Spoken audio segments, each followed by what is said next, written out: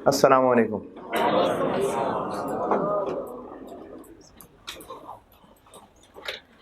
अच्छा, पुराने स्टूडेंट्स को पता है, चलें नए को पता चल जाएगा। लेक्चर की शुरुआत करते हैं, दुरूद शरीफ पढ़ लें।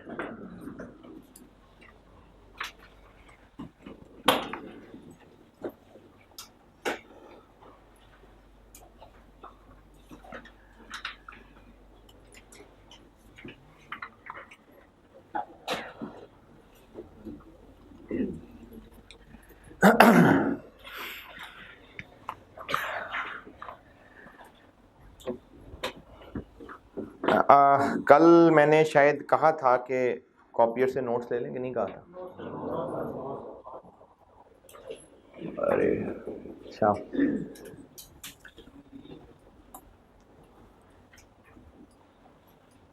चलें ठीक है, अभी क्लास के बाद लेते जाइएगा, उसमें से मैं होमवर्क दूंगा। अच्छा, जिन लोगों ने लास्ट टाइम मुझसे FR1 पढ़ा था तो उसमें कॉस्ट ऑफ प्रोडक्शन का चैप्टर था उसका जो नोट्स दिए थे वही हैं। मैंने बल्कि उसमें से अब ग्राफ वगैरह के सवाल निकाल के वो रखवाया कॉपियर के पास, तो कॉपियर से लेते जाइएगा क्योंकि उसमें से 1-2 सवाल होमवर्क दूंगा मैं। वो कॉस्ट ऑफ प्रोडक्शन वाले नोट्स। अच्छा, ऑनलाइन स्टूडेंट्स के लिए मैं जो भी नोट्स दूंगा ना, तो वो फिर मैं कोर्स में रख दिया करूँगा। चलें जी, कल तो कहानियों में गुजर गई सारी क्लास, अभी सीधा पढ़ाई शुरू करते हैं। आपने कोई सवाल अगर पूछना है तो पूछ लें, कोई सवाल परेशानी कंसर्न। हाँ जी यार, वो मैंने पास पेपर भी शायद दिए थे उसको, क्या है दूसरे का नाम? हाँ, उसको मैंने पास पेपर भी दिए थे सारे, या नहीं?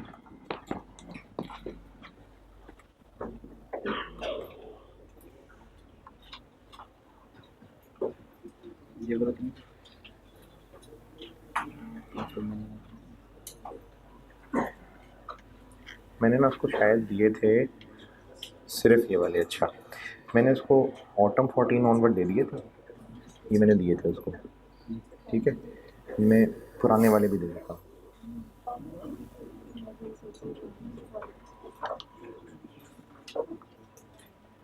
ऑटम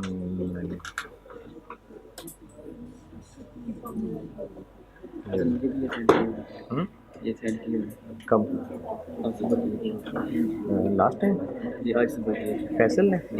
अच्छा, बहरहाल अब देखो, मैंने ना 2 फोल्डर कर दिए हैं, उसको पूछ लेना फैसल को। मैंने उसको 2 जिप फोल्डर किए हैं, एक में ऑटम 14 से स्प्रिंग 21 तक है और एक में ऑटम 9 से स्प्रिंग 14 तक है। ये कॉपियर को लेना, उसको कहना कि अच्छा, चूंकि ये पास्ट पेपर्स अभी मैं दे रहा हूँ USB में, वो कॉपियर के पास रखवा देते हैं। चूंकि ये ज़्यादा पेजेस होंगे तो वो 2 मिनट में तो कॉपी नहीं निकाल देगा आपको। तो आप में से जिसने उसका प्रिंट लेना हो ना कॉपियर को, वो जाके बता दे और वो उससे पूछ लीजिएगा, हो सकता है बाइंडिंग भी कर दे, वो मुझे नहीं पता, पूछ लीजिएगा। तो हो सकता है वो थोड़ा टाइम लेके वो फिर आपको थोड़े टाइम बाद दे। तो मैं 5 पेपर्स दे रहा हूँ फोटो कॉपियर के पास, जिसको चाहिए हो हार्ड कॉपी वो कॉपियर से ले ले। उनको कहना कि बच्चों से पूछ लेना कि उसको हार्ड बाउंड वो टेप बाइंडिंग करनी है कि नहीं, क्योंकि पेजेस बहुत ज़्यादा हैं, बच्चों से फिर पूछ के किया कीजिए। ठीक है, कॉपियर के पास भिजवा दिए मैंने, दोनों फोल्डर दे दिए मैंने उसको, फैसल को, ऑटम 9 से लेके स्प्रिंग 21 तक, ये सारे। और उसके अलावा अगर किसी ने सॉफ्ट कॉपी लेनी हो, कोर्स में तो मैं रख दूंगा, आप लोगों ने सॉफ्ट कॉपी लेनी हो, भी एक बच्चा मुझसे ले गया था, तो वो भी बेशक USB ले आया करें, ले लिया करें। वैसे अब इतने सारे लोग USB लाएंगे तो आपस में भी शेयर कर लिया करना। और कोई सवाल परेशानी? पूछ रहे हैं कि बता रहे हैं? अच्छा, बनाना चाहिए।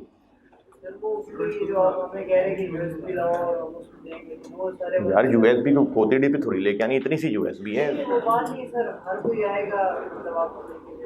असल में व्हाट्सएप ग्रुप का जो है ना वो मैस ज़्यादा मच जाता है, इसलिए अवॉइड करूँगा मैं। बाकी अगर करना है तो वो आपकी मर्ज़ी है, कर लें, लेकिन मैं उसमें रिस्पॉन्ड नहीं कर रहा हूँ। ये डॉक्यूमेंट शेयरिंग के लिए बनाना है तो बना ले, हाँ बना ले, और उसमें वो ऐसे है कि यानी एडमिनिस्ट्रेशन वाले नहीं बना के देंगे, आप बॉयज़ में से कोई एक इनिशिएट करें, वो ग्रुप बना के बाकी सारे बॉयज़ के वो उसमें व्हाट्सएप ग्रुप बना ले। इसी तरह आप में से कोई इनिशिएट करे, आप गर्ल्स का ग्रुप बना लो। डॉक्यूमेंट शेयरिंग के लिए बनाना है तो बना लें, ठीक है, कर लें, लेकिन ये आपके ऊपर है, आपने बनाना है तो बना लें। कोई एक इनिशिएट कर ले तो आप में से देख लो जो करना है। बॉयज़ का एक ग्रुप अलग बन जाएगा, गर्ल्स का अलग बन जाएगा, और फिर इसमें डॉक्यूमेंट शेयरिंग कर लिया करूँगा। मुझे ऐड कर लेना, डॉक्यूमेंट शेयरिंग मैंने करनी है।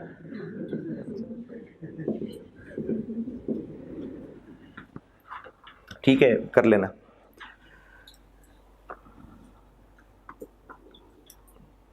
और कोई सवाल परेशानी है तो बोले, फिर मैं ऑफिशियली पढ़ाई शुरू करूं। जी जनाब, किधर है, कौन है, कहाँ? जी जी बताएं। गर्मी लग रही है, वो तीनों बंद हैं? अच्छा, यह थोड़ी हिम्मत करनी पड़ेगी, उठ के जाएं, वो बुला लें किसी को।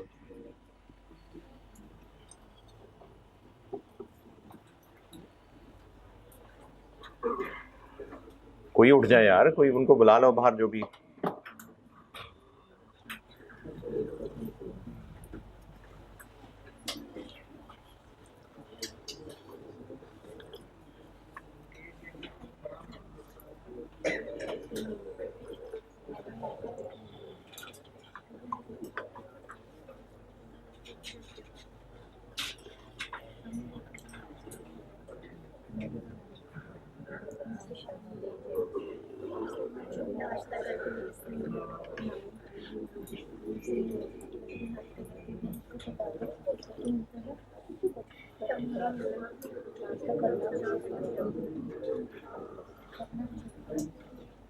हाँ, गया है कोई?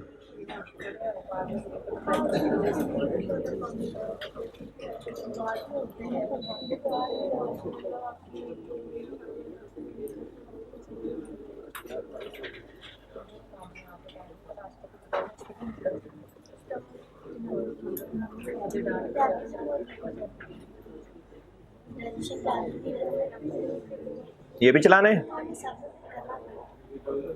ये चल रहा है।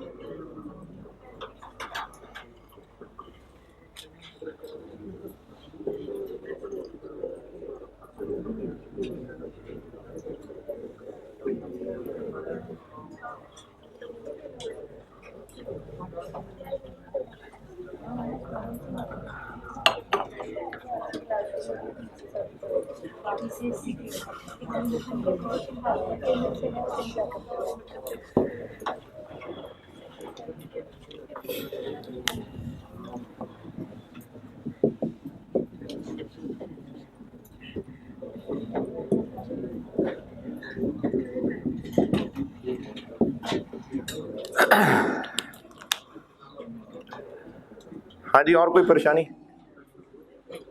कोई सवाल?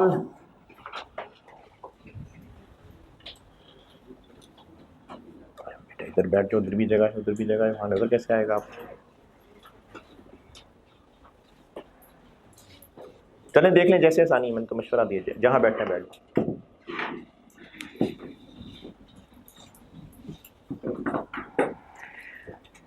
Cost and management accounting subject क्या है, पहले सब्जेक्ट की बात कर लेते हैं।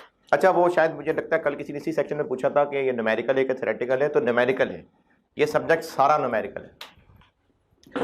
कॉस्ट एंड मैनेजमेंट अकाउंटिंग है क्या, इसमें हमने पढ़ना क्या है और इसका मकसद क्या है। अगर एक मैन्युफैक्चरिंग बिजनेस है और उस मैन्युफैक्चरिंग बिजनेस ने गुड्स मैन्युफैक्चर करके बेचनी है, तो प्रॉफिट होता है सेल्स में से खर्चे माइनस करके। प्रॉफिट बढ़ाने के तीन तरीके हैं इनफैक्ट। सेल प्राइस बढ़ा दें, क्वांटिटी ज़्यादा बेच लें, या कॉस्ट कम कर लें। सेल प्राइस बढ़ाना एक हद तक ही हो सकता है क्योंकि मार्केट में बैठे बाकी कंपेटिटर्स भी हैं। क्वांटिटी ज़्यादा बेचना, उसमें भी रिस्ट्रिक्शंस लग जाएंगी। तो तीसरा रास्ता भी खुला है कि हम अपनी कॉस्ट्स कम कर लें। अच्छा, कॉस्ट कम करने के लिए बिजनेस को पता तो हो कि कॉस्ट होती कितनी है, और ना सिर्फ ये कि कॉस्ट होती कितनी है, कॉस्ट किस किस चीज पे आ रही होती है और वो प्रोडक्ट या सर्विस के लिए कितनी जरूरी है। मिसाल के तौर पे अगर कॉलेज ये फैसला करे कि अच्छा हम प्रॉफिट्स बढ़ाएं तो चलो कॉस्ट कम करते हैं, ऐसा करते हैं टीचर्स को निकाल देते हैं, कॉस्ट कम हो जाएगी, कॉस्ट कम हो जाएगी तो ठीक है। नहीं ना, पता चले ना कि चीज जो प्रोडक्ट जो सर्विस बेची जा रही है वो कितनी सिग्निफिकेंट है। तो चीजों की, आइटम्स की, सर्विसेज की कॉस्ट भी पता हो और ये भी पता हो कि वो कितनी कुछ जरूरी है। और मिसाल, अगर एक बिजनेस है जूते बनाता है तो उनको पता तो हो कि वो जूते का जो एक जोड़ा जो पेयर बेच रहे हैं वो उनको कितना कॉस्ट कर रहा है। चले आपकी नहीं है जूते बनाने वाली फैक्ट्री, मिसाल ले लेते हैं, एक शू मैन्युफैक्चरिंग की क्या क्या खर्चे होते होंगे। सिर्फ खुद जूते को देखें, सोचें क्या खर्चे होते होंगे। लेदर का खर्चा होगा, ठीक है, लेबर मजदूर होंगे जो उसको सीते होंगे, बनाते होंगे, और चले फैक्ट्री में चलते हैं, मशीनरी, मशीनरी क्या, मशीनरी तो एसेट होता है, धागा लगता होगा, उसकी सिलाई होनी है, धागा लगता होगा। मशीनरी की क्या, मशीनरी की डेप्रिसिएशन होगी, मशीनरी की मेंटेनेंस होगी, मशीनरी की रनिंग कॉस्ट होगी, बिजली का बिल आएगा, और हो सकता है बिल्डिंग रेंट पे हो, रेंट होगा, ठीक है, शाबाश, स्टाफ होगा, उसकी सैलरीज होंगी, हैं, प्रोडक्शन ओवरहेड, ये तो टिपिकल नाम आ गया ना कॉस्ट के, मैं नामों के बजाय बस मिसालें पूछ रहा हूँ जी। इंश्योरेंस, फैक्ट्री के एसेट्स की इंश्योरेंस, बिल्कुल ठीक है, पैकिंग पे खर्चा आएगा जी।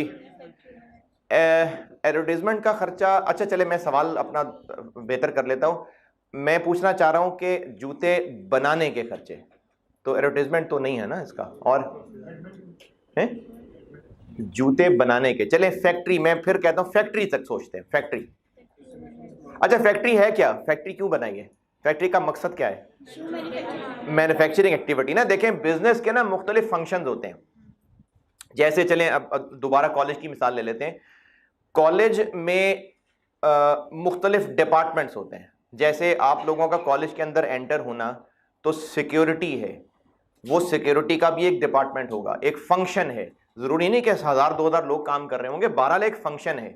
फिर ये जो आपको सारी बिल्डिंग के अंदर, ये अभी जैसे नहीं बल्कि कल ये लाइट ख़राब हुई, फिर कोई बंदा इसको ठीक करने आया, इलेक्ट्रीशियन का काम होगा, सफाई का काम होगा, ये सारी लाइटें लगाना, क्या ये सब एडमिनिस्ट्रेशन है, ये भी एक फंक्शन है। फिर आप लोगों को जो रिसेप्शन के ऊपर लोग हैंडल कर रहे होते हैं, मार्केटिंग, वो भी एक फंक्शन है। फिर फीस भी उन्हीं को जाके जमा कराते हैं, उन्हीं को जो रिसेप्शन में बैठा होता है, नहीं, अकाउंट्स का एक अलग फंक्शन है, वो लोग अलग हैं।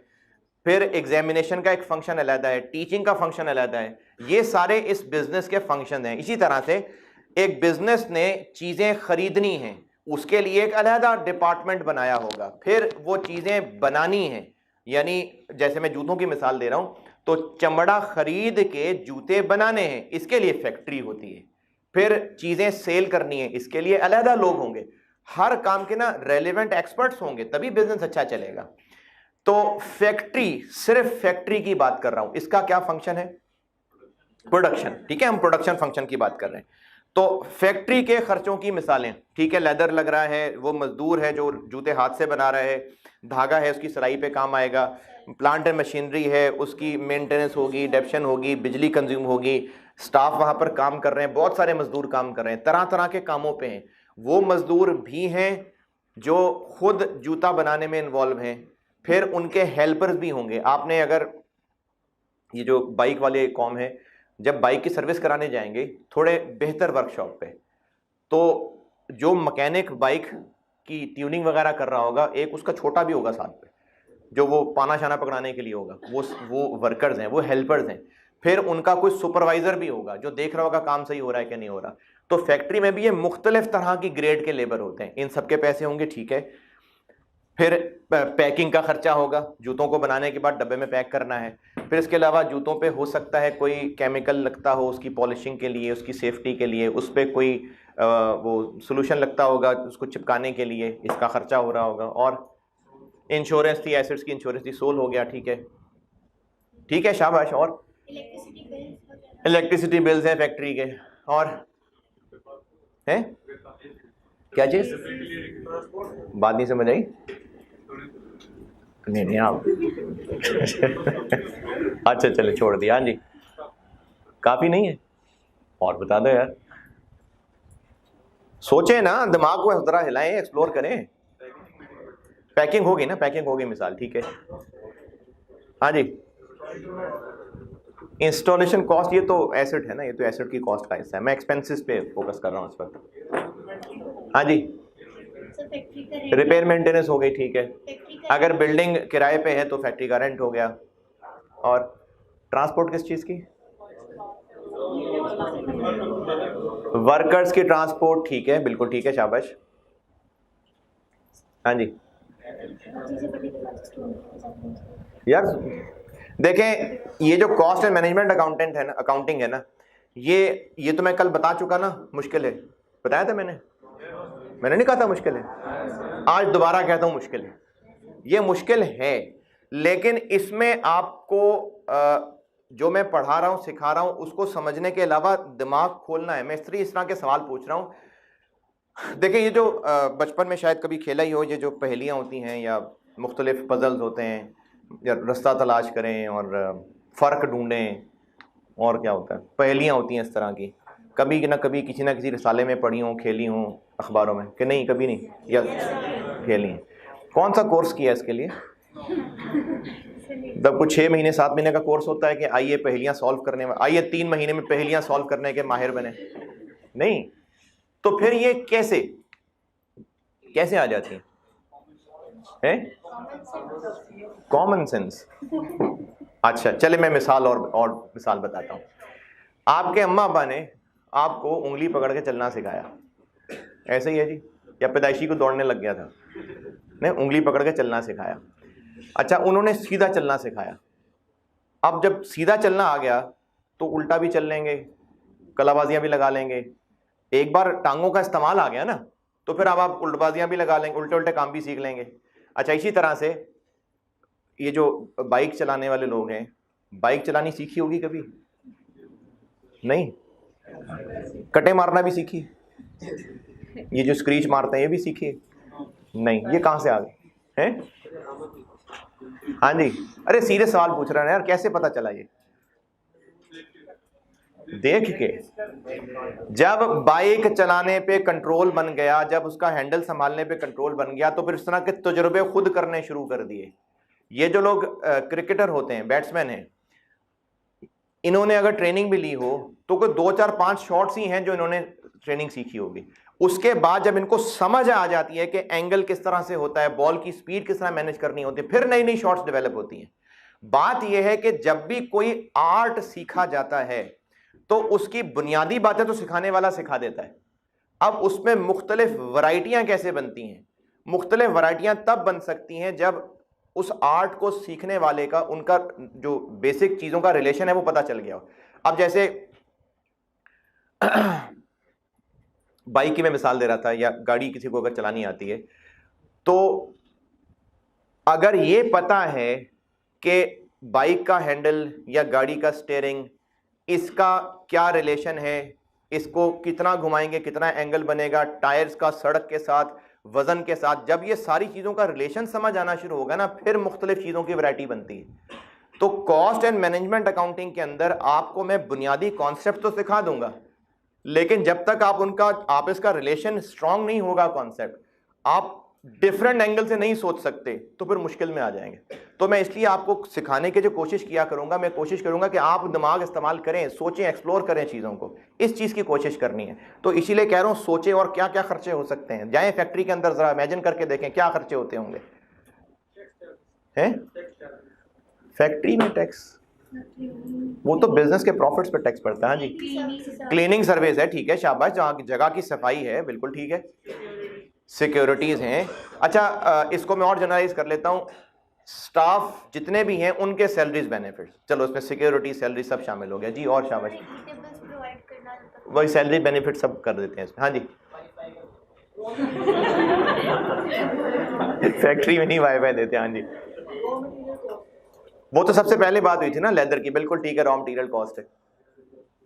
और गिनाए भी खर्चे, सेलिंग एक्सपेंसिव बेटा प्रोडक्शन के, फैक्ट्री के बता रहा हूं ना, फैक्ट्री के जी हैं।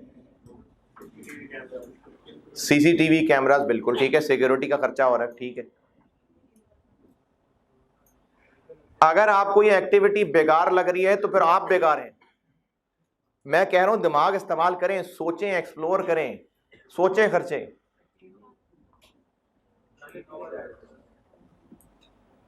यार आप लोग ना एक्सप्लोर कर नहीं रहे, चलें छोड़ें, दफा करें, मैं कुछ नहीं बता रहा। आप एक और एक्टिविटी कराता हूं, ईंट ब्रिक, 2-4-5 मिनट की खामोशी, अपने पास आपको जो जो इनके इस्तेमाल समझ आते हैं लिखें। ब्रिक, ईंट, इसके इस्तेमाल सोचें, लिखें लिखें लिखें लिखें लिखें। हैं इंग्लिश में लिख लें, उर्दू में लिख लें, पश्तो, पंजाबी, सराइकी, जैसे मर्जी लिख लें, बस सिर्फ दिमाग इस्तेमाल करना। अच्छा कोई टेस्ट तो है नहीं, तो नकल करने की जरूरत नहीं है। अगर किसी से नहीं लिखे जा रहे तो नहीं लिखे जा रहे, अगर वो साथ वाले से देख के लिख लेगा तो क्या हो जाएगा। तो इसलिए जितना जहन में आता है सोचें, लिखें। क्या जी, पहले ये काम तो करना है यार।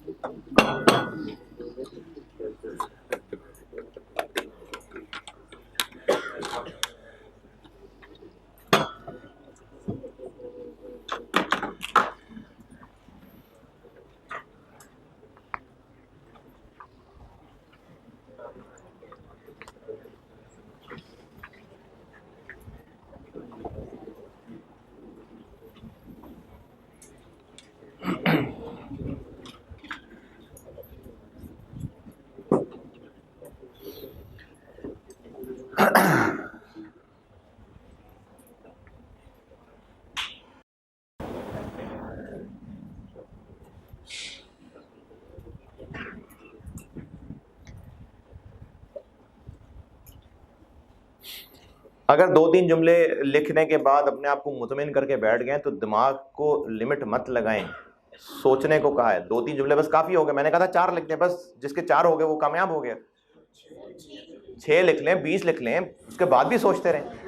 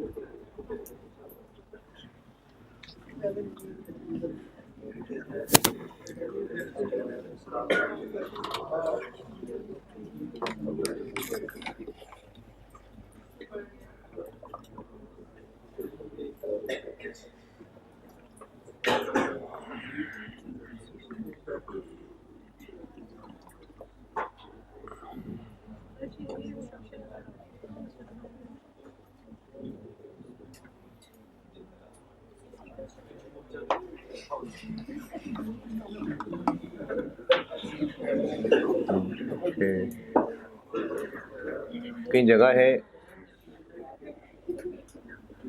इधर बेटा, देखो शायद इधर कोई जगह हो, तो जगह है तो बेटा एडजस्ट कर लो उसको।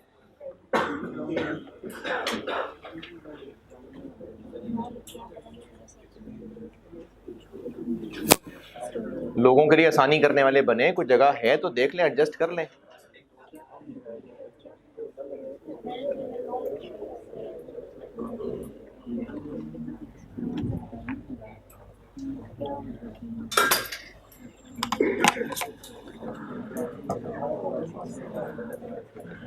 अच्छा जी, हाँ जी बताएं।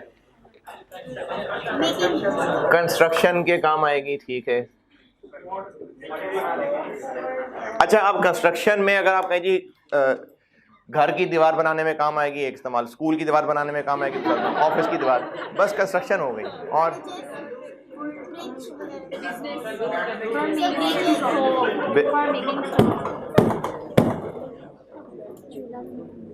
क्या कह रहे हैं? बिजनेस के तौर पे, यानी जिनकी ईंटों की भट्टियां। नहीं, वो तो देखें, वो तो इस्तेमाल किसी ने करना है तो कोई ना कोई बेचने वाला तो होगा। ठीक है, चलें, ठीक है, इनको बिजनेस में लोग कर रहे हैं जी। सर हाँ जी, लड़ाई में इस्तेमाल होगी, बिल्कुल ठीक है, जबरदस्त। विकेट बनाने में काम आएगा। और आराम से आराम से आराम से। अच्छा सुन तो लेना, लड़ाई में काम आएगी, बिल्कुल ठीक है, जबरदस्त। क्रिकेट खेल रहे हैं, विकेट बनाने के काम आएगी, बैठने के काम आएगी, इसको सीट बना लें। हाँ भाई, कभी कुछ छत पे गया हो तो पता हो ना उसको, ईंट रखे बैठ जाए उस पे। हाँ जी, हाँ जी, चूल्हा बना लें, क्या कहते हैं भाई,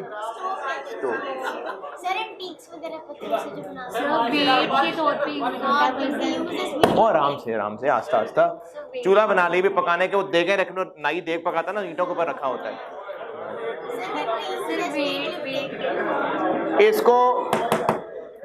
इसको वेइंग के तौर पे भी इस्तेमाल कर रहे होते हैं, मार्शल आर्ट्स।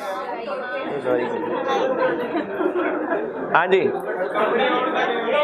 हाँ जी, कपड़े दो के ऊपर लटकाए हैं तो उड़ ना जाए।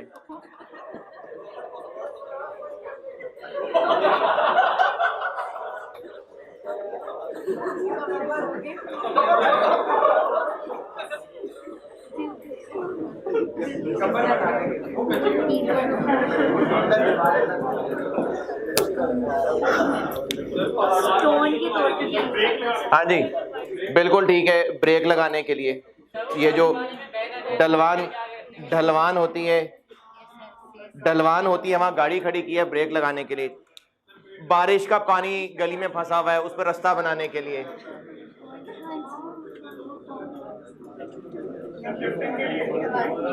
वेट लिफ्टिंग के लिए इस्तेमाल होती है जी, जो प्रॉपर जिम नहीं कर सकते, चलो ये वेट उठाने के लिए इस्तेमाल हो जाएगी।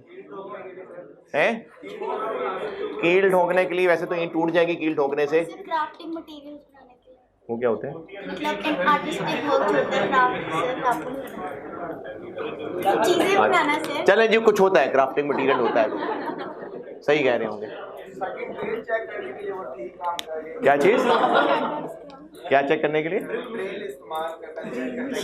हाँ जी, ड्रिल मशीन सही है कि नहीं, पहले ईंट में सुराख करके देखेंगे, ड्रिल ठीक है, बिल्कुल ठीक है। अब देखें, ये आपकी ऑब्जर्वेशन है, एक्सप्लोर कर रहे हैं। ये चाहता था मैं आपसे कि आपको दिमाग इस्तेमाल करना जरूरी नहीं कि जो इस वक्त सामने है सिर्फ उसी को देखें। कॉस्ट अकाउंटिंग के सवालों के अंदर जो सवाल में डेटा लिखा होगा उसको देखते रहेंगे तो स्टूडेंट परेशान होता है, इसका करना क्या है। फिर सोचना होता है कि अच्छा इसमें हमने और क्या क्या पढ़ा था, ये चीज और किस किस सवाल में इस्तेमाल हुई थी, और किस किस टॉपिक में इस तरह की वर्डिंग आई थी। ये दिमाग एक्सप्लोर करना पड़ता है, किस किस चीज का कहां कहां किस किस चैप्टर में कैसे कैसे इस्तेमाल किया था। फिर इनको रिलेट करते हैं, हाँ फलाने चैप्टर में जो काम किया था ये वैसा सा सवाल लग रहा है, क्योंकि जरूरी नहीं कि आपको सवाल देखने के बाद फौरन पता चल जाए किस चैप्टर का सवाल है। और ऐसा भी होता है कि 2-3 चैप्टर्स का मिक्स सवाल बन जाता है। तो आपको जो सामने चीज है उससे हटके भी सोचना है। ये एक छोटी सी एक्टिविटी करके दिखाई थी आपको कि आपको दिमाग इस्तेमाल करना आना चाहिए। और भी वैसे काफी सारे होंगे जो भी मैंने नहीं लिखे हैं। बैठने के लिए हो गया ना, कबर, हाँ जी कबर, बिल्कुल जबरदस्त।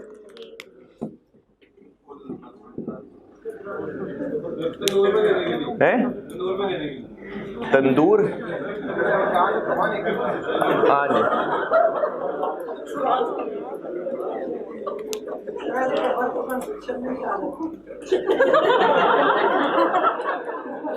चले जी कंस्ट्रक्शन में कवर कर। बात यह है कि आप वैरायटी सोच सकते हैं कि एक ही गिवन चीज है उसके कितने इस्तेमाल हो सकते हैं। अभी भी बीच में सोचेंगे तो और, लेकिन सारा ये नहीं पढ़ना ना, और भी पढ़ना है। अभी भी सोचेंगे तो बहुत सारे इस्तेमाल जहन में आ जाएंगे। चरपाई के नीचे रखने के लिए, बिल्कुल ठीक है। बैलेंस ख़राब हो रहा है, बैलेंस करने के लिए। अच्छा, मैं आपको एक नसीहत ही अगर मान लें तो शुरू में ही मैं इसको बता दूं। क्लास में हंसी मजाक होगा, बिल्कुल होगा, ज़रूरी है, करेंगे, लेकिन इसमें ना एक चीज़ का ख्याल रखिएगा। कुछ बच्चे ऐसे होते हैं जो मजाक में ना ये भूल जाते हैं कि बात एक मजमे में करने वाली है कि नहीं है, क्योंकि डिपेंड करता है ना कि वो किस हलके में उठते बैठते हैं, उनका कहाँ पर ज़्यादा उठना बैठना है। गली के चौक पे बैठे होते हैं या डिफरेंट लोगों में उठते बैठते हैं। सिर्फ इस चीज़ का ख्याल रख लीजिएगा कि ये फैसलाबाद सियालकोट वाले ड्रामों के जुगते नहीं मारने इधर। मजाक करते हुए थोड़ा सा इस बात का लिहाज कर लेना, आप ये सोच लेना। और ये जो कुछ बच्चे जो डबल मीनिंग जोक्स करके समझते होंगे कि यार चलो मैंने तो साफ बात ही की है ना, एक तो मुझे भी पता होगा, मतलब आपकी डबल मीनिंग आपकी एज से गुजर के आया ना, पैदाइशी तो इतना नहीं था। तो कुछ चीज़ों पे ज़रा थोड़ा सा एहतियात करिएगा कि आप बहरहाल एक मजमे में, एक क्लास में बैठे हुए हैं, और इसका भी ख्याल रखिएगा कि ये बहरहाल एक दर्सगाह है जहाँ से आप कुछ सीख के ही जा रहे हैं। तो इस चीज़ का मजाक करते हुए ख्याल रख लेना कि उस किस्म के गंदे मजाक जो आप सिर्फ अपने करीबी दोस्तों में करते होंगे, वो गंदे मजाक इस तरह से क्लास में आपकी आवाज़ ऊंची ना आए। अगर आप समझ जाएंगे कि नहीं जी मैंने तो ढकी छुपी बात की थी, तो अगर आपको उस बात का पता था तो और बहुत सारे लोगों को पता होगा। तो इसलिए क्लास में गंदे मजाक अवॉइड करें, क्योंकि फिर ये ना हो कि कोई चीज़ काबिल बर्दाश्त ना रहे तो फिर आप क्लास से बाहर हो। तो क्योंकि आप जो चीज़ जो मजाक कर रहे हैं उसमें आप बहुत सारी चीज़ें रिफ्लेक्ट कर रहे हैं, आपके मजाक के अंदर बहुत सारी चीज़ें अनचाहे आप रिफ्लेक्ट कर रहे जा रहे हैं। तो इससे बेटा अवॉइड करें, गंदे मजाक ना हो क्लास के अंदर।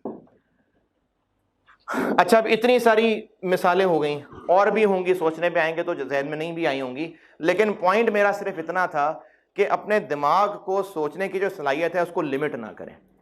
आप जितना ज़्यादा अपनी इस एबिलिटी को एक्सप्लोर करेंगे उतना आपके लिए कॉस्ट में अच्छा होगा आगे चलना।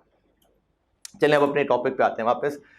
फैक्ट्री के खर्चों की मिसालें बहुत सारी हैं, बहुत थी, शाबाश, ये जो इतनी सारी मिसालें आई हैं ज़बरदस्त, मैं ही चाह रहा था। इन सारे खर्चों में से ये भी पता हो कि कौन कौन सा बहुत ज़रूरी है और कौन कौन से को कम किया जा सकता है, कौन कौन से को रिप्लेस किया जा सकता है। जैसे जूते बनाने हैं तो चमड़े का बड़ा खर्चा होता है, तो चलो चमड़ा रहने देते हैं, नहीं। इसी तरह से जो वाकई काम के वर्कर्स हैं उनको रहने देते हैं, कुछ सस्ते से लोग रख लेते हैं, नहीं, वो भी नहीं ठीक है। तो इस तरह के फैसले करने होते हैं उस मैनेजर ने जिसके जिम्मे होती है कॉस्ट। उसने फिगर्स, उसको डिटेल पता होगी तो फिर इस तरह के फैसले कर पाएगा। ये सारा है कॉस्ट एंड मैनेजमेंट अकाउंटिंग, कि जिसमें प्रोडक्ट की और सर्विसेज की डिटेल्ड कॉस्ट्स पता होंगी, उनसे रिलेटेड कुछ फैसले करने होंगे। और आपका सिलेबस भी यही है कि इसमें मैंने जो आपको चीज़ें गिनाई है ना, उनको अगर मैं ये चीज़ें आपने चूंकि FR1 में पढ़ी होंगी, या चलो अभी भी FR1 जो लोग पढ़ रहे हैं पढ़ लेंगे, इसी क्लास में पढ़ा दूंगा आपको आज या शायद कल। 3 मेन नाम बोलूँगा, डायरेक्ट मटेरियल, डायरेक्ट लेबर और फैक्ट्री ओवरहेड्स। ये नाम आगे बहुत ज़्यादा इस्तेमाल होने कॉस्ट अकाउंटिंग के अंदर। ये सिखाने, जिसको नहीं पता है मैंने क्या कहा है, मैंने सिखाना है। डायरेक्ट मटेरियल, डायरेक्ट लेबर और फैक्ट्री ओवरहेड, इन नामों की हमने डिटेल कैलकुलेशन पढ़नी है इस सब्जेक्ट के अंदर। उनकी कोई ना कोई अकाउंटिंग हो सकता है करनी हो। फिर हमने इस सब्जेक्ट के अंदर ये सारी कॉस्ट की डिटेल्स मुख्तलिफ मैन्युफैक्चरिंग बिजनेस में ये सीखने के बाद कुछ डिसीजन मेकिंग करनी है। मैं अगर बांटूं तो ये मेनली ये 2 हिस्से हैं आपके सिलेबस के। कॉस्ट्स की बहुत डिटेल्स पढ़नी है, बहुत डिटेल्ड कैलकुलेशंस, और डिसीजन मेकिंग करनी है। ये है आपका सब्जेक्ट। और डिसीजन यही, जैसे कि हम कॉस्ट कम करना चाह रहे हैं तो अच्छा ऐसा करते हैं कि फलाने लेबर की जगह अगर हम फलाने लेबर ले आएँ तो कर लें, ऐसा कि ना करें। फलाने चमड़े की बजाय फलाना चमड़ा ले आएँ तो ऐसा करना चाहिए कि नहीं करना चाहिए। सप्लायर डिस्काउंट ऑफर कर रहा है कि ज़्यादा खरीदोगे तो बताएं खरीदें कि ना खरीदें। ये डिसीजंस आ गए ना, तो ये डिसीजंस हैं जो हमने इस कॉस्ट में सीखने हैं। तो आपके सिलेबस के 2 हिस्से हैं मेन, एक डिटेल्ड कॉस्ट की कैलकुलेशंस और डिसीजन मेकिंग। ये है कॉस्ट एंड मैनेजमेंट अकाउंटिंग। अब इसमें अच्छा, मैंने गंदे मजाक करने से मना किया था। शक्लें तो आपकी ऐसे बन गई जैसे मैंने सांस लेने से मना कर दिया, आंखें ना हिले, मुंह ना हिले, नॉर्मल रिलैक्स। क्या हो गया? आवाज नहीं आई समझ? यार कोई बात होती है तो पहुंचा दिया करो ना आगे, मुझे नहीं समझ आएगा। अच्छा अच्छा अच्छा ठीक है, अल्हम्दुलिल्लाह।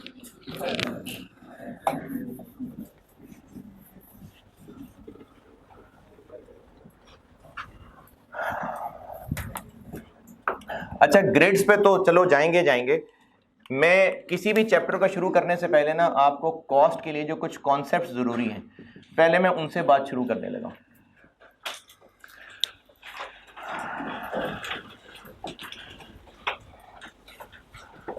और इस बेसिक कॉन्सेप्ट में जो मेन बात आपको बतानी है वो बतानी है कॉस्ट की टाइप्स। अच्छा जिन लोगों ने FR 1 पढ़ा हुआ है ना, उसमें एक चैप्टर था कॉस्ट ऑफ प्रोडक्शन, उसमें ज्यादा डिटेल्स थी, उतनी ज्यादा डिटेल की हमें यहाँ कॉस्ट में जरूरत नहीं है। उसमें जो मेन चीजें हैं बस मैं वो रिवाइज करवाऊंगा। और जिन लोगों ने नहीं पढ़ी हुई तो वो रिवाइज के वर्ड से ये मत समझें कि सर ने रिवाइज कराना है, ऊपर से गुजारना है, पूरी डिटेल से ही बताऊंगा। लेकिन वो पूरा चैप्टर नहीं करवा रहा, उसमें से वो मेन चीजें करवा रहा हूं जो कॉस्ट में जरूरी है।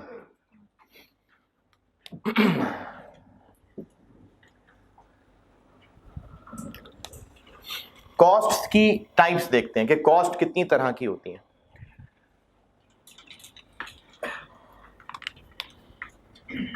इनमें जो पहली बात करने लगा हूं वो बात करने लगा हूं वेरिएबल, फिक्स्ड और सेमी वेरिएबल कॉस्ट्स। पहले मैं इस पे बात करने लगा हूं, इनके कॉन्सेप्ट्स भी बताऊंगा, छोटी मोटी कैलकुलेशंस भी, और इसी हेडिंग में मैं आपको एक हाई लो मेथड एक चीज होती है वो एक नई चीज सिखाऊंगा, वो आपने FR 1 में नहीं पढ़ी होगी। वेरिएबल, फिक्स्ड और सेमी वेरिएबल कॉस्ट, इसका कॉन्सेप्ट समझते हैं।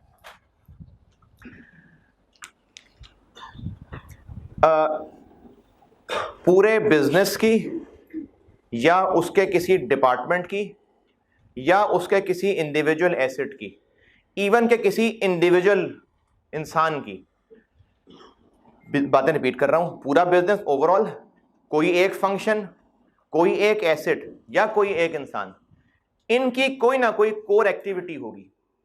जैसे फोटोकॉपी शॉप है, अब एक बिजनेस है जिसमें एक प्रिंटिंग फोटोकॉपिंग डिपार्टमेंट है, ये तो शॉप है ना जो आपको बेचता है, और ये बाकायदा बिजनेस का मतलब कॉलेज की नहीं है फोटो, पता नहीं किधर है, मैं भी इशारा कर रहा हूँ किधर है फोटोकॉपी शॉप, चलो जहां भी है, ये जो फोटोकॉपी शॉप है ये तो बहरहाल एक बिजनेस है जिसने कॉलेज में जगह लेके किराए पे तो स्टूडेंट्स को फोटोकॉपी बेचनी है। लेकिन बिजनेसेस जो होते हैं उनमें भी कहीं ना कहीं फोटोकॉपी प्रिंटिंग का काम जरूरी होता है। अब एक फंक्शन है जहां पर फोटोकॉपी डिपार्टमेंट छोटी सी जगह बना के रखी हुई है, इस डिपार्टमेंट की, अच्छा कभी मैं डिपार्टमेंट वर्ड बोल रहा हूँ, कभी फंक्शन बोल रहा हूँ, अल्टरनेटिवली इस्तेमाल कर रहा हूँ। इस डिपार्टमेंट की कोर एक्टिविटी क्या है? फोटोकॉपिंग ना, है ना, ये कोर एक्टिविटी है, ठीक है। एक बिजनेस है, उनकी डिलीवरी ट्रक्स हैं, वो गुड्स जो है वो इधर उधर ट्रांसफर करते हैं। तो अब जो उनका ट्रांसपोर्ट का फंक्शन है, या चलो फंक्शन नहीं, मैं एक ट्रक की बात कर लेता हूं, उस ट्रक की कोर एक्टिविटी क्या है? ट्रांसपोर्ट करना, मतलब चलना, ठीक है। एक डिपार्टमेंट है जहां पर स्किल्ड वर्कर्स बैठे हुए हैं, और चलें ये जो कपड़े सिलाई होते हैं इसकी बात कर लेते हैं। एक डिपार्टमेंट है, वहां पर स्किल्ड वर्कर्स हैं और उनको कपड़ा दिया जाता है और उनको उनका नाप प्रोवाइड किया जाता है, और उनका काम होता है नाप के हिसाब से कपड़े की कटिंग करना। तो उसको मैं कह देता हूं कटिंग डिपार्टमेंट।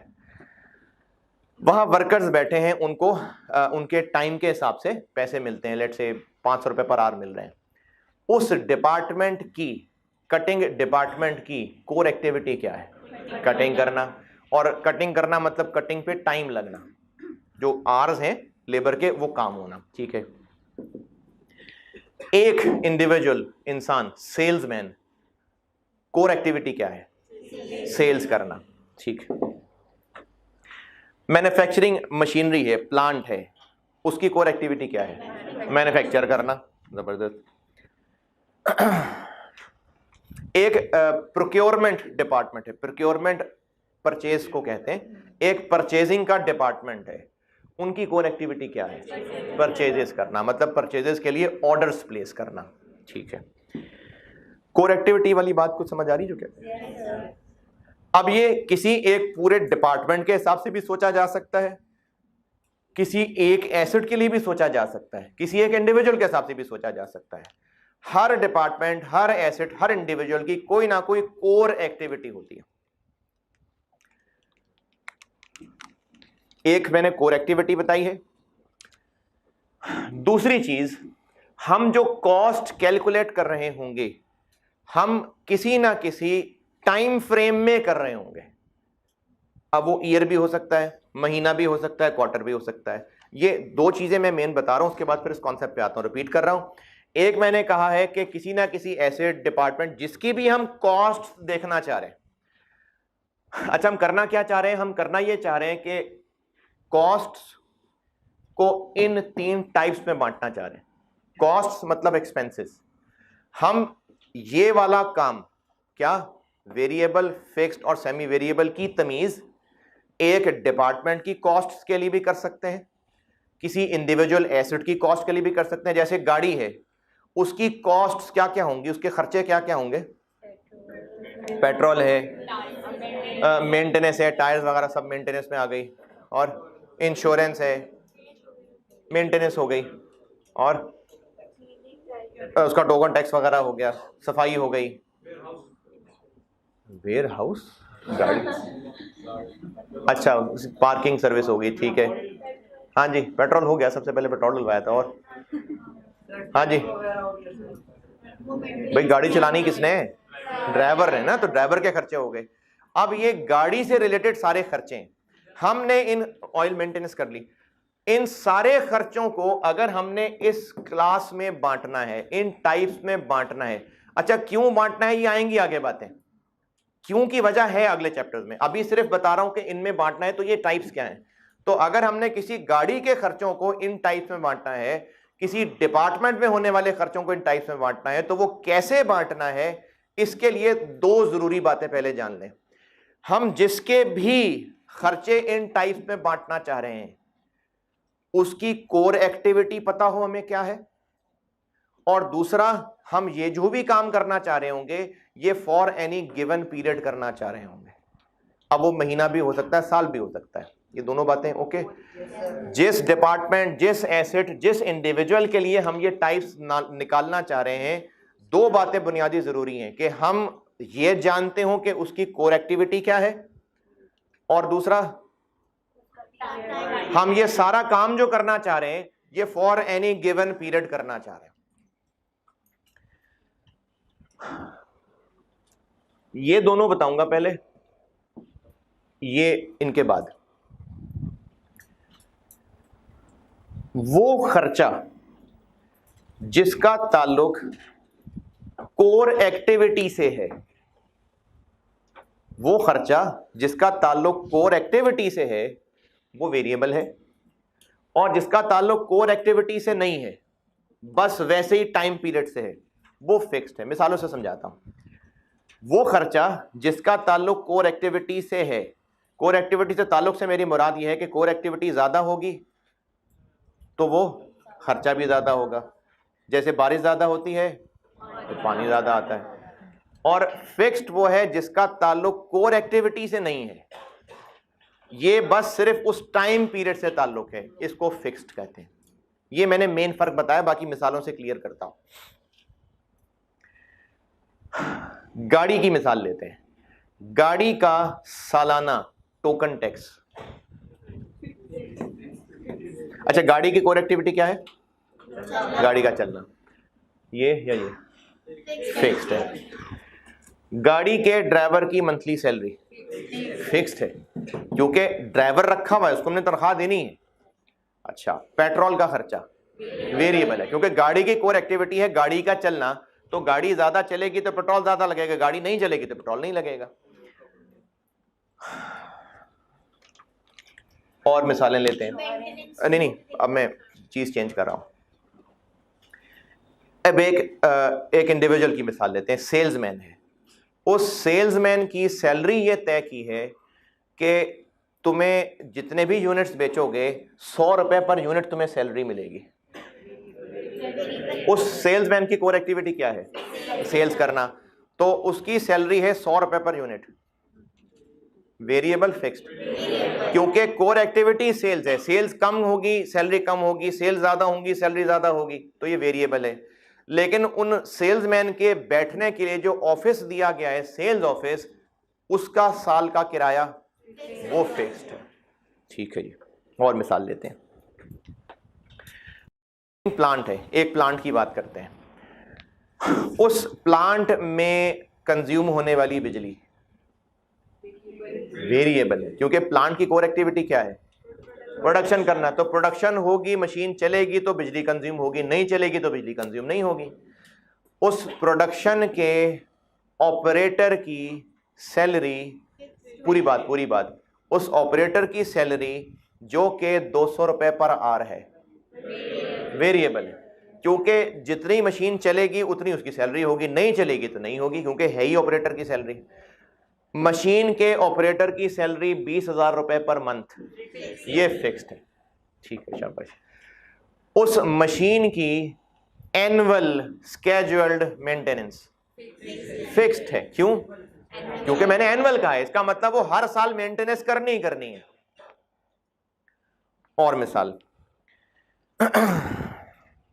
अब मैं पूरी फैक्ट्री की बात कर रहा हूं। पूरी फैक्ट्री को अगर हम देखेंगे तो इसकी कोर एक्टिविटी क्या है? प्रोडक्शन होना। जूतों पे लगने वाला लेदर वेरिएबल है। प्रोडक्शन होगी तो लेदर लगेगा ना, प्रोडक्शन नहीं हो रही तो लेदर नहीं लग रहा होगा, वेरिएबल है, बिल्कुल ठीक है। वो स्किल्ड वर्कर्स जिनको जूते बनाने के हिसाब से पैसे दिए जाते हैं, वेरिएबल है। फैक्ट्री का एनुअल रेंट फिक्स्ड है। फैक्ट्री की मशीनों की इलेक्ट्रिसिटी वेरिएबल है। इसके लिए पावर का वर्ड यूज होता है, पावर। ठीक है जी, जबरदस्त। तो ये वेरिएबल फिक्स की कुछ बात समझ आ रही है? yes,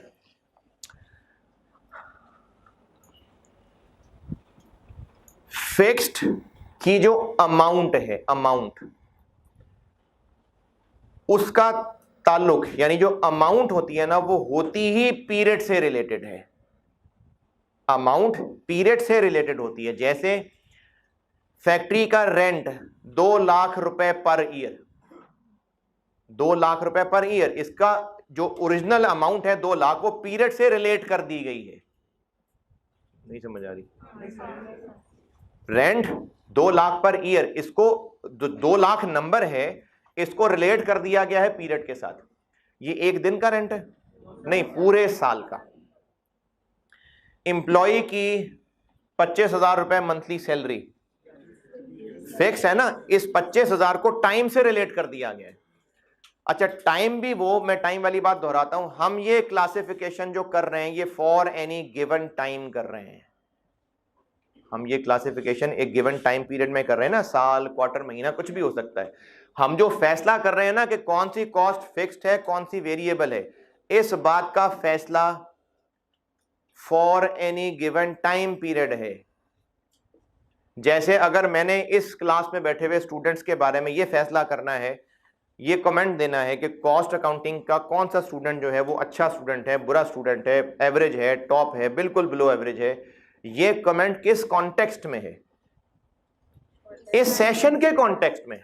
ये जिंदगी भर का कमेंट नहीं है, ये इस सेशन का कॉन्टेक्स्ट है। तो हम वेरिएबल फिक्स्ड की जो तमीज करेंगे वो किसी कॉन्टेक्स्ट में है, वो एक गिवन टाइम पीरियड के कॉन्टेक्स्ट में है, जो कि महीना भी हो सकता है, साल भी। ये पीरियड वाली बात आ रही है समझ, जाग रहे हैं? ये किसी गिवन पीरियड की बात हो रही है। तो जिस गिवन पीरियड की बात हो रही है, फिक्स कॉस्ट वो है जो उस पीरियड से रिलेट करके अमाउंट बनाई गई है। अगर हम 1 साल की कॉस्ट की बात कर रहे हैं तो फिक्स खर्चा वो है जो टोटल फॉर दैट पीरियड ही है। वेरिएबल वो चीज है, चूंकि ये कोर एक्टिविटी से लिंक है, तो इसकी जो अमाउंट है वो कोर एक्टिविटी के एक यूनिट से लिंक की गई है। वेरिएबल कॉस्ट का ताल्लुक चूंकि कोर एक्टिविटी के होने से है, तो इसकी जो अमाउंट डिटरमिन की गई है वो कोर एक्टिविटी के एक यूनिट से लिंक की गई है। जैसे स्किल्ड वर्कर्स हैं, स्किल्ड वर्कर्स जिन्होंने जूता सीने में खुद डायरेक्टली इन्वॉल्व हैं, इनकी वेज तय की गई है 300 रुपए पर आवर। 300 रुपए पर आवर जूते बनाने की जो वेज तय हुई है वो 300 रुपए पर आवर तय हुई है। ये वेरिएबल है। अच्छा, अब 300 रुपए पर आवर में आपको लग रहा है जी आर चूंकि टाइम से लिंक्ड है, तो इसलिए मैं आपको पहले पर आवर की बजाय पर जूता कह देता हूं। उसकी वेज तय हुई है 300 रुपए पर शू, या दर्जी का काम है तो उसकी वेज तय हुई है 500 रुपए पर शर्ट। वेरिएबल है, फिक्स्ड है। अब इसमें अगर ये जानना हो कि टोटल फॉर द ईयर ये वेजेस कितनी होंगी, तो टोटल तक कैसे पहुंचे? इस 500 पर शर्ट को नंबर ऑफ शर्ट से मल्टीप्लाई कर लेंगे। इसी तरह गाड़ी के हवाले से पेट्रोल की कॉस्ट वेरिएबल है कि फिक्स्ड है? तो जो इसकी अमाउंट ओरिजिनेट होगी वो पर लीटर होगी या पर किलोमीटर होगी, कि गाड़ी की पेट्रोल की कॉस्ट 25 रुपए पर किलोमीटर है। अच्छा, टोटल तक पहुंचना है तो क्या करें? मल्टीप्लाई कर रहे हैं नंबर ऑफ किलोमीटर्स। बताने का मैं जो पॉइंट समझाना चाह रहा हूं, जो फिक्स कॉस्ट है जब ये अमाउंट तय होती है तो ये है ही फॉर द पीरियड, है ही फॉर द टोटल पीरियड।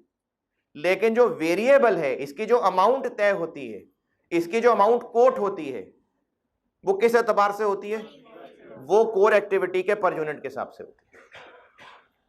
कुछ बात समझा पा रहा हूं? तो वेरिएबल की जो अमाउंट डिटरमिन होती है, जो अमाउंट कोट होती है, कोट, वो कोर एक्टिविटी के एक यूनिट के साथ लिंक की जाती है, और जो फिक्स्ड की अमाउंट कोट होती है वो टोटल फॉर द पीरियड के हिसाब से कोट होती है। अच्छा, ये जो इतनी सारी बातें बता रहा हूं, इनमें से कुछ भी नहीं लगा जो आपको लिखना चाहिए?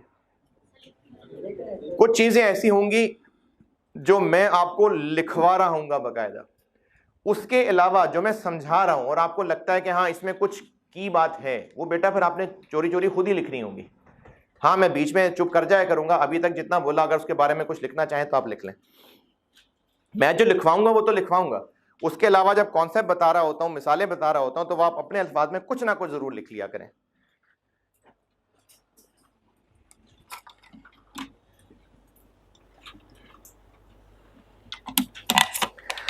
अच्छा, अभी तक की डिस्कशन में जितना जोर जिस बात पे लगा रहा था वो मैं दोहरा देता हूं।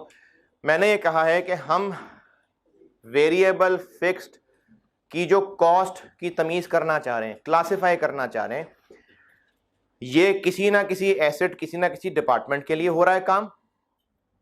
तो हमें इस क्लास करने के लिए ये पता होना चाहिए कि उस डिपार्टमेंट, उस फंक्शन, उस एसेट की कोर एक्टिविटी क्या है, और हम ये जो क्लासिफिकेशन करने वाले हैं ये फॉर एनी गिवन पीरियड करने वाले हैं, for the year, for the month, for the quarter. एक ये मैंने बात की है। अगली बात मैंने ये की है कि वो कॉस्ट जिनका ताल्लुक कोर एक्टिविटी से है वो वेरिएबल कॉस्ट है, और जिनका ताल्लुक कोर एक्टिविटी से नहीं बस टाइम पीरियड से है वो फिक्स कॉस्ट है। और फिर इसकी मजीद वजाहत मैंने ये की है कि फिक्स कॉस्ट की बहुत ज्यादा चीजें हो गई ना, आस्ता आस्ता जिसने लिखनी हो साथ साथ लिखते रहना। पहले मैं पहली बात कर रहा हूं, हम ये जो वेरिएबल कॉस्ट, फिक्स कॉस्ट की क्लासिफिकेशन करने जा रहे हैं, इसके लिए बुनियादी दो बातें। ये क्लासिफिकेशन हम फॉर एनी पीरियड करने जा रहे हैं, और ये क्लासिफिकेशन तब कर पाएंगे जब हमें उस डिपार्टमेंट या एसेट या इंडिविजुअल की कोर एक्टिविटी पता होगी। पहले यहां तक लिख लें।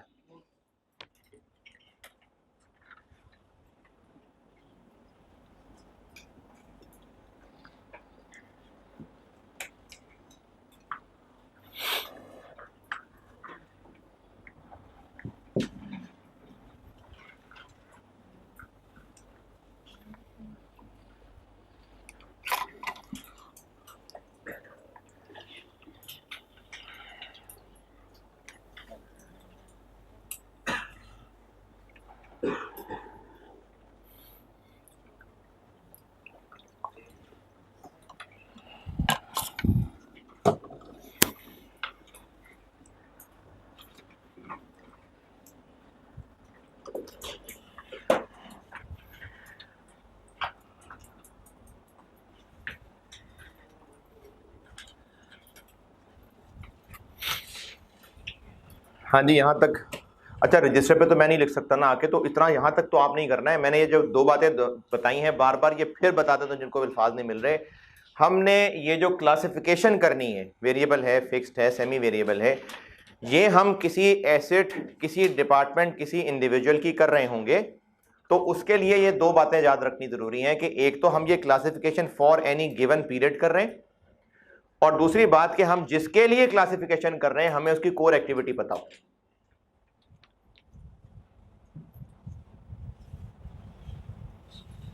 जी, जो अमाउंट है वो तो वेरी कर सकती है। तो फॉर एग्जांपल आपका ड्राइवर की सैलरी है वो फिक्स कॉस्ट है, सर जो अमाउंट है सैलरी वो तो मतलब कम ज़्यादा हो सकती है। कम ज्यादा कब? मतलब फुल सैलरी बढ़ा वो तो अगले पीरियड में चली जाएगी ना। यानी आप कहें कि 2020 में सैलरी और थी, 2021 में और हो जाएगी, तो वो तो फिर अगला पीरियड चला गया ना। हम उस गिवन पीरियड में रहते हुए बात कर रहे हैं। अगर ओवर टाइम कर ले और ओवर टाइम किस तरह से दिया जाए, फिर वो पोर्शन वेरिएबल में बिल्कुल जा सकता है। अच्छा, ये जो ओवर टाइम वगैरह की चीज़ें हैं ना, ये हम लेबर में पढ़ेंगे, लेकिन चले आप पूछ रहे हैं तो जो उसकी फिक्स सैलरी है वो फिक्स पोर्शन में रह जाएगी, और वो जो ओवर टाइम लगा रहे हैं डिपेंड करता है कि क्या तय हो रहा है ओवर टाइम का, तो वो वेरिएबल में हो सकता है। जैसे मैंने सेल्समैन की मिसाल दी थी, इसी मिसाल को और बताता हूँ। सेल्समैन को कहा था कि तुम्हारी सैलरी 40,000 पर मंथ है प्लस 50 रुपए पर यूनिट है, तो 40,000 फिक्स्ड है और जो वो 50 पर यूनिट है वो वेरिएबल चीज है। तो एक खर्चे के दो टुकड़े हो सकते हैं, बिल्कुल हो सकते हैं। अच्छा, एक तो मैंने आपको ये बात बताई कि हम ये सारा काम फॉर एनी गिवन पीरियड कर रहे हैं, क्योंकि अगर पीरियड चेंज हो जाएगा तो फिर ये अमाउंट्स फिर बदल जाएंगे। और दूसरी बात मैंने की कि हम जिस डिपार्टमेंट के लिए, जिस एसेट के लिए क्लासिफिकेशन करना चाह रहे हैं उसकी कोर एक्टिविटी पता होनी चाहिए। उसके बाद मैंने अगली बात ये की थी कि वो खर्चे जिनका ताल्लुक उस पीरियड से है वो फिक्स्ड है, और जिसका ताल्लुक उस पीरियड में होने वाली कोर एक्टिविटी से है वो वेरिएबल है। अगली बात मैंने ये की थी, नहीं जरूरत लिखने की। क्या जी, किधर है, कौन है, कहाँ है? हाँ जी,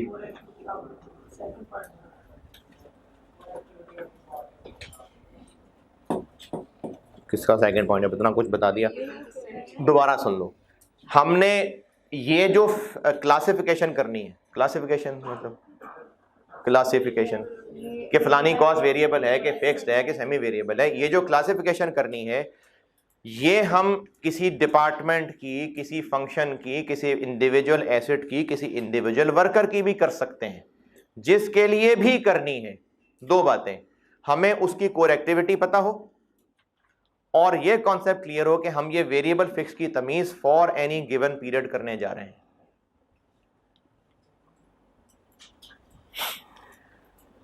और उसके बाद मैंने ये बात की थी कि वो कॉस्ट जिनका ताल्लुक उस पीरियड से है वो फिक्स कॉस्ट है, और जिनका ताल्लुक उस पीरियड में होने वाली कोर एक्टिविटी से है वो वेरिएबल है। और तीसरी बात मैंने इनकी अमाउंट की थी कि इनकी अमाउंट कोट भी तो करनी है ना। जैसे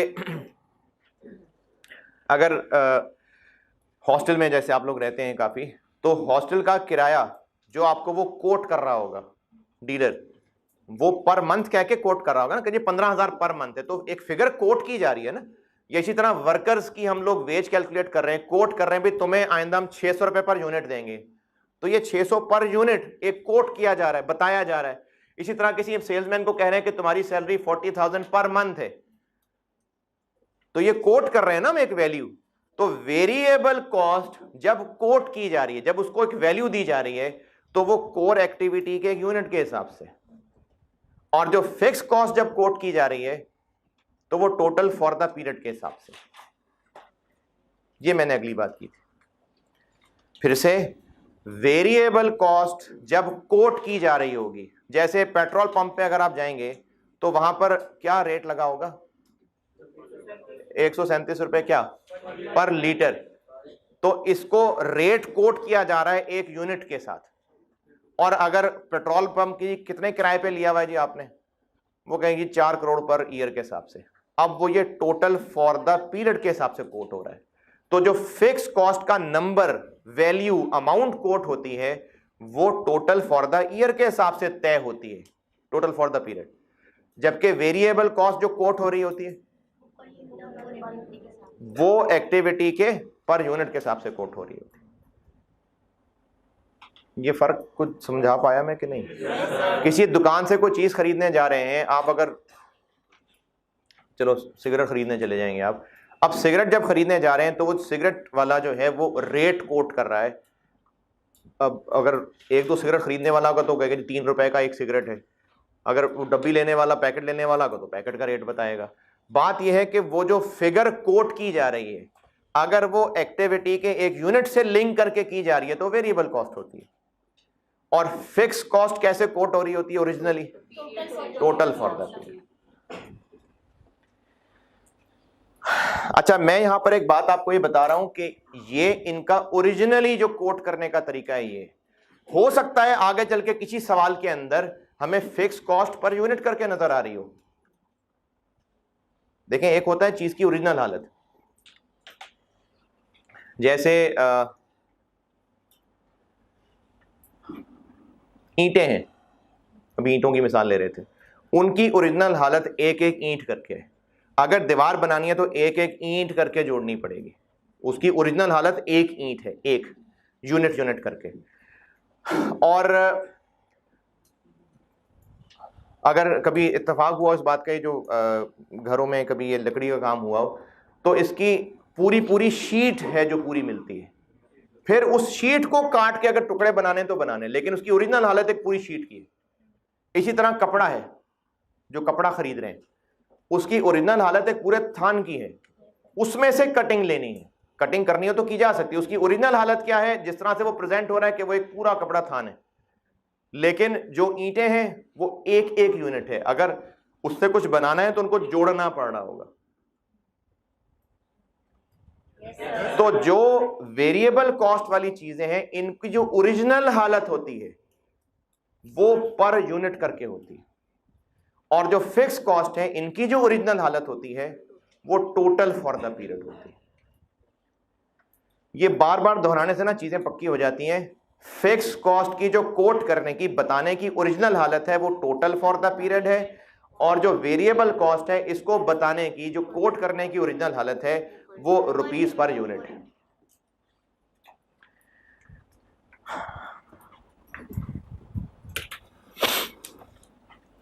जी, जब हम यूनिट्स प्रोड्यूस कर रहे होते हैं तो एक फिक्स कॉस्ट इंकर हो रही होती है, लेकिन जब हम एक वक्त में बहुत ज़्यादा यूनिट्स प्रोड्यूस कर रहे होते हैं तो इकोनॉमी ऑफ स्केल की वजह से वो नीचे की तरफ वेरी करने लग जाती है। थोड़ा सा जल्दी है ये सवाल, ये थोड़ा सा जल्दी है सवाल।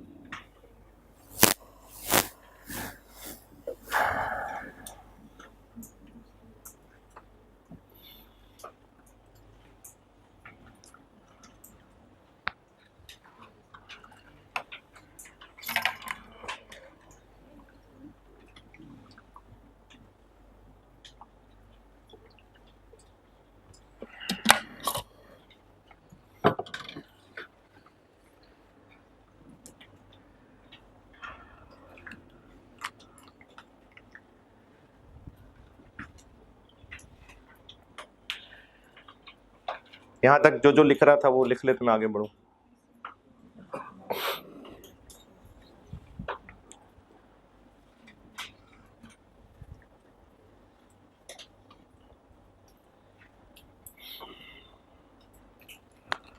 चले मैं आपको कुछ एग्जांपल्स बताता हूं, और खामोशी से पहले आप जस्ट सवाल कह लें, लिख लें, फिर खामोशी से बस आप अपने तौर पे सॉल्व कर लें कि ये वेरिएबल है कि फिक्स्ड है, फिर उसके बाद मैं डिस्कस करूंगा। अभी बस आप लिस्ट लिखते जाएं, फिर आप उसको सॉल्व करिएगा।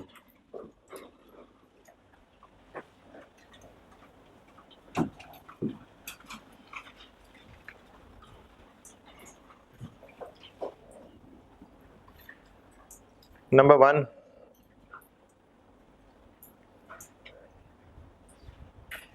Skilled labour wage, skilled labour wage 700 रुपये per hour.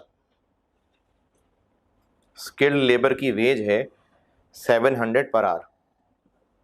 Next,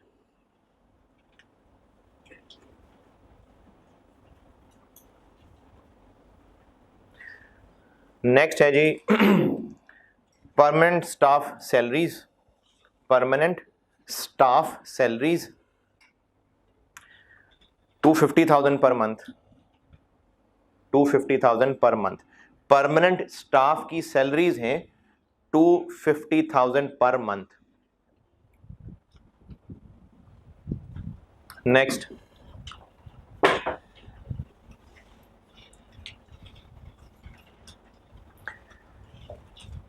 raw material transportation cost है।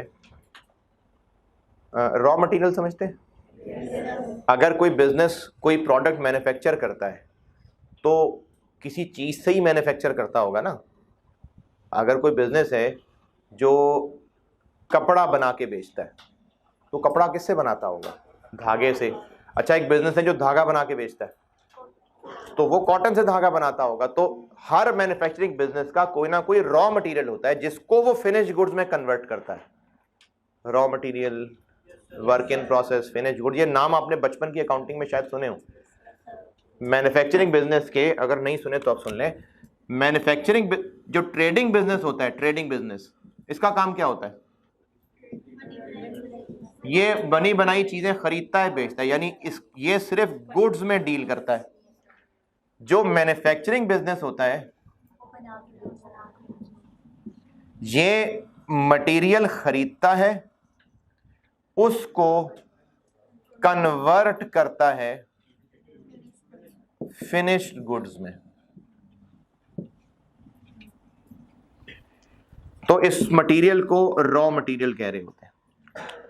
ये किसी प्रोसेस के जरिए इस रॉ मटेरियल को फिनिश गुड्स में कन्वर्ट कर देता है। ये मैन्युफैक्चरिंग बिजनेस का काम है।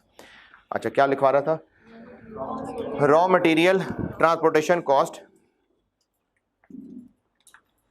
5% of material of purchase price, 5% of purchase price. ये रॉ मटेरियल वाला पॉइंट ही लिखवाया मैंने। Raw material transportation cost 5% of purchase price. Next लिखें, sales commission 10%, sales commission 10%। Next,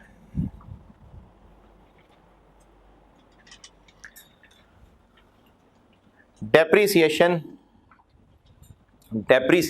of assets, depreciation of assets on straight line basis.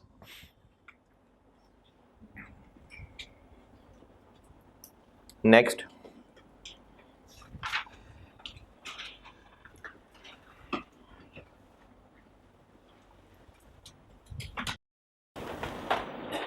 depreciation of manufacturing plant, depreciation of manufacturing plant on units produced basis। ये भी एक method होता है depreciation का, units produced basis.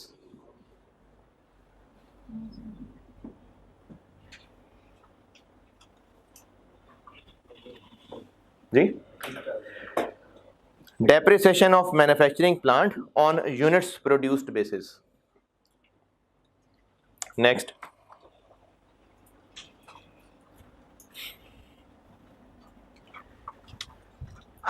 fuel and power of manufacturing plant, fuel and power of manufacturing plant।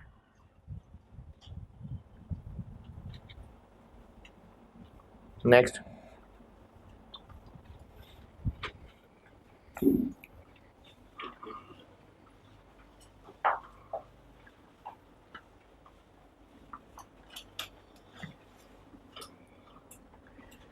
Packing material cost, packing material cost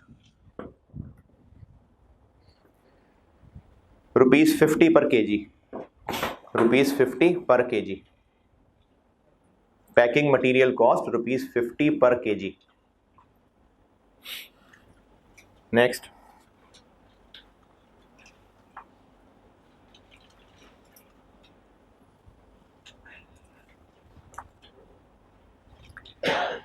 insurance of assets, insurance of assets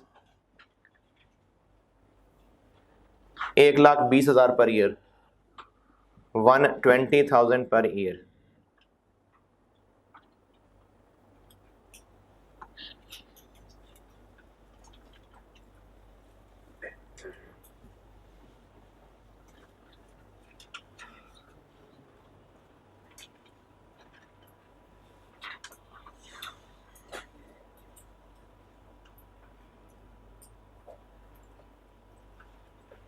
चले काफी है। इनमें वेरिएबल और फिक्स्ड ढूंढें।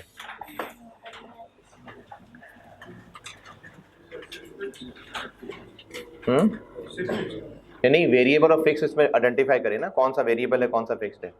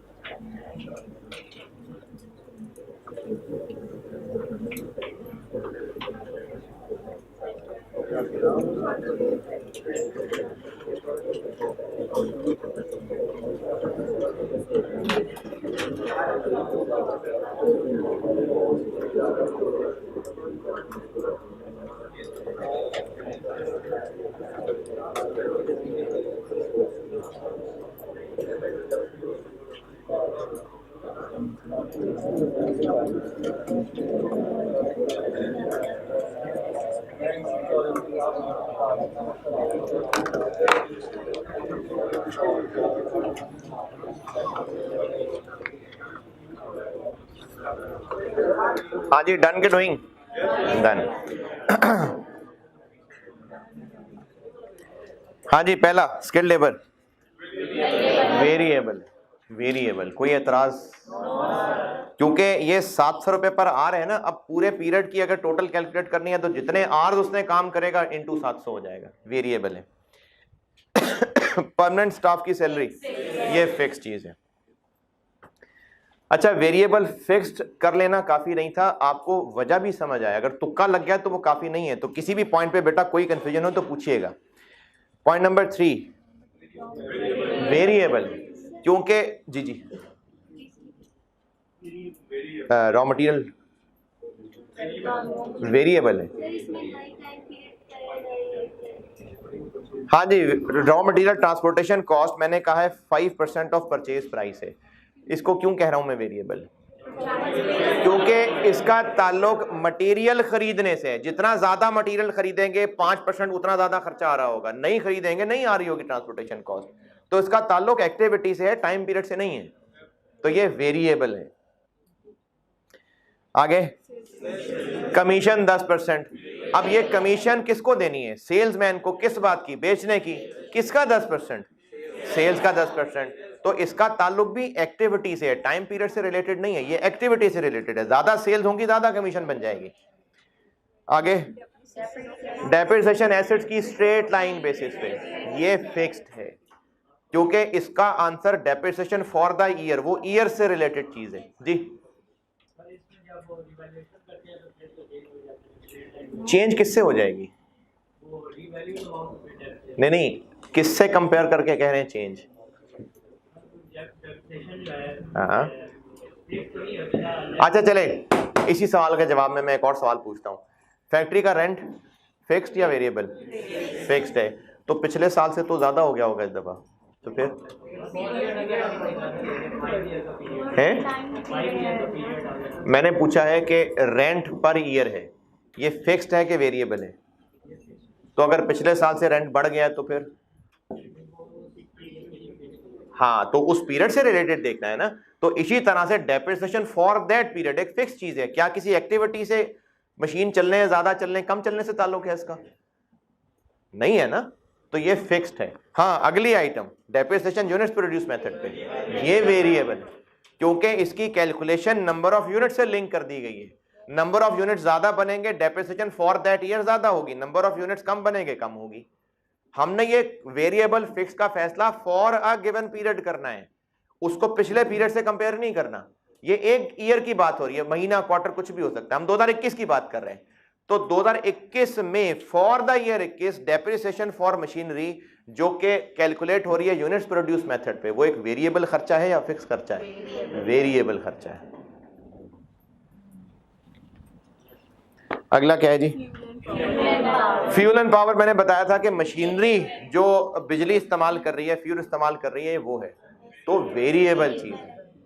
मैंने बेशक अमाउंट नहीं बताई, अगर आप इसको सिर्फ अमाउंट से सोचेंगे तो मैंने उससे पहले ये बात की थी कि वेरिएबल वो चीज है जिसका ताल्लुक एक्टिविटी से, फिक्स्ड वो चीज है जिसका एक्टिविटी से नहीं, सिर्फ पीरियड से ताल्लुक। तो फ्यूल जो है वो वेरिएबल है। आगे पैकिंग मटेरियल है 50 रुपए पर किलो, वेरिएबल है, वेरिएबल। एक तो ये कि पर किलो है, दूसरा एक्टिविटी से लिंक है ना भाई, जितनी चीजें बनाएंगे उतनी पैकिंग करेंगे, थोड़ी बनाएंगे थोड़ी पैकिंग करेंगे, तो ये एक्टिविटी से लिंक्ड है। आगे एसेट्स की इंश्योरेंस 1,20,000 फॉर द ईयर, ये फिक्स्ड है, ये फिक्स्ड है। फिक्स्ड वेरिएबल कॉस्ट ओके, चलो जबरदस्त। हाँ जी,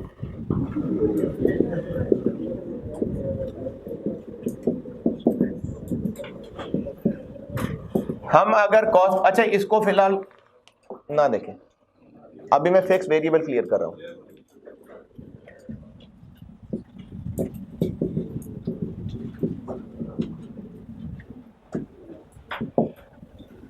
इस पे कोई एतराज? अगर सेमी वेरिएबल है ignore. Total cost for a period, total for the period में ये दो चीजें हैं, टोटल वेरिएबल कॉस्ट है, टोटल फिक्स कॉस्ट है। अच्छा, टोटल वेरिएबल कॉस्ट कैसे कैलकुलेट करें? नहीं, अच्छा इस तरह तो हो जाएगी, वैसे कह रहा हूँ टोटल वेरिएबल कॉस्ट कैसे कैलकुलेट होगी। Total fuel cost for the year कैसे निकालें, total petrol cost for the year कैसे निकालें? चूंकि इसकी ओरिजिनल हालत वेरिएबल कॉस्ट पर यूनिट है। अच्छा, यूनिट से मुराद यहां पर प्रोडक्ट का यूनिट लाजमी नहीं है, किसी भी एक्टिविटी जिसे लिंक्ड है उसका यूनिट। जैसे वर्कर का काम है काम करना, उसका यूनिट एक आर हो सकता है।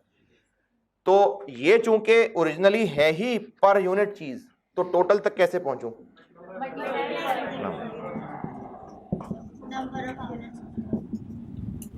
जिससे भी ये लिंक्ड है। अगर पेट्रोल की कॉस्ट पर किलोमीटर है तो into total petrol cost for the year निकालना चाह रहा हूं, petrol cost per kilometre into number of kilometres. Total variable cost, petrol cost for the year निकालना चाह रहा हूं, petrol cost per litre into number of litres. Total packing cost for the year निकालना चाह रहा हूं। पैकिंग कॉस्ट 50 रुपए पर KG into number of KGs जितना इस्तेमाल हुआ। टोटल वर्कर की कॉस्ट फॉर द ईयर 700 रुपए per hour into number of hours जितना उसने काम किया।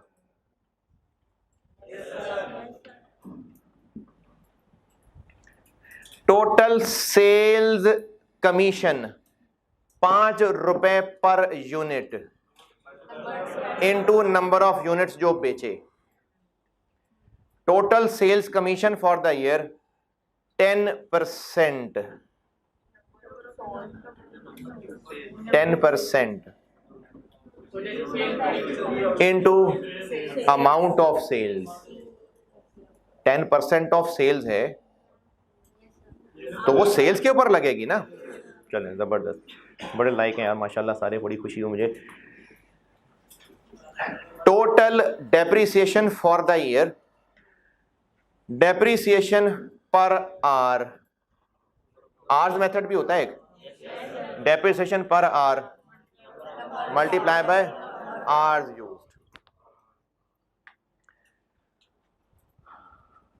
सवाल लिखें।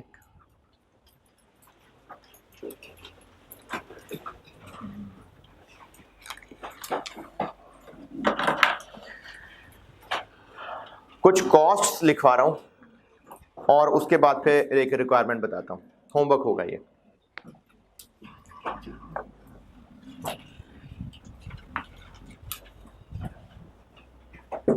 Staff salaries, staff salaries 50,000 per month. Staff salary 50,000 per month.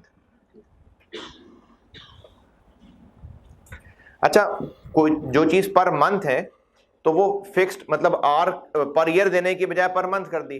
Per year करना है तो इंटू 12 हो जाएगा, स्टिल वो फिक्स्ड है। तो सैलरी है 50,000 पर month. Next, fuel cost, fuel cost 20 रुपए, ₹20 पर लीटर, ₹20 पर लीटर। और इसी पॉइंट में आगे लिखिए total fuel used for the year, total fuel used for the year 4500 litres, 4,500 litres.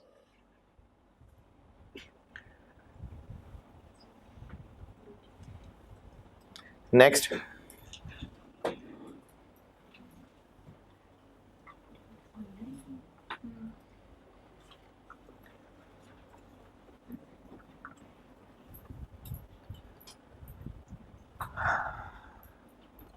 Labour wages, labour wages ₹400 per hour, 400 रुपए पर आवर। इसी पॉइंट में चल रहा है labour worked for, labour worked for जी, इसी पॉइंट में, इसी point labour hours for the year लिख लें यार। Labour worked for 2700 hours, 2700 hours during the year. Next,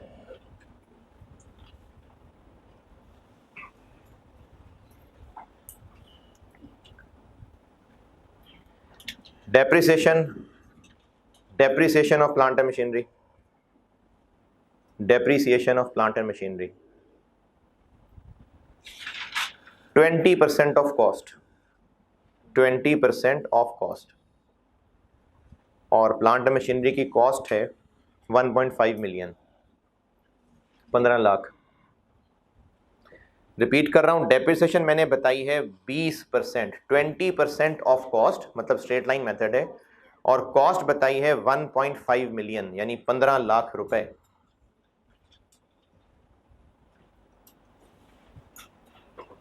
next,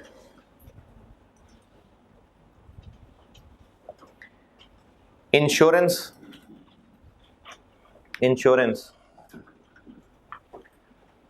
120,000 per year, 1,20,000 per year.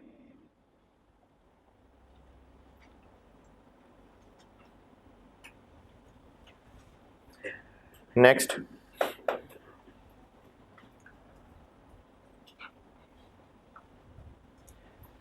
Sales commission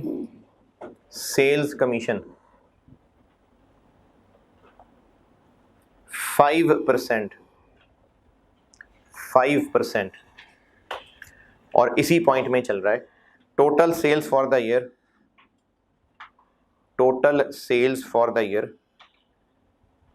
7 million, 7 million रुपए, 7 million rupees.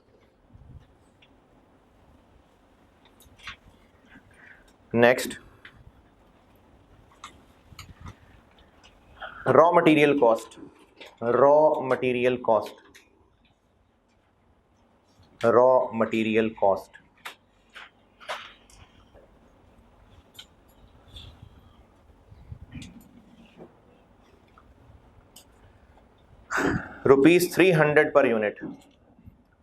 300 per unit, और इसी में आगे कंटिन्यू करें। Total units produced during the year 3,000, total units produced during the year 3,000। चले, आपसे required है, homework है, कल कर लाइएगा। Total variable cost for the year, total fixed cost for the year और total cost for the year. Total variable cost for the year, total fix cost for the year और total for the year, total cost for the year, यानी इन दोनों का सम कर लेंगे। और वो कॉपी से नोट्स लेते जाइएगा, कल फिर उस नोट्स में से भी सवाल कराऊंगा। ठीक है, अल्लाह हाफिज़।